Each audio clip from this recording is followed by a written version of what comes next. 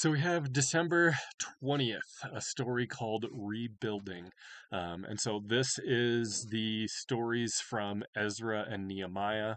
In Hebrew, it's just one book called Ezra and Nehemiah, but it's that coming back to Jerusalem at the end of the exile in Babylon to start rebuilding the wall, to rebuild the temple, to rebuild the nation of Israel in their former home.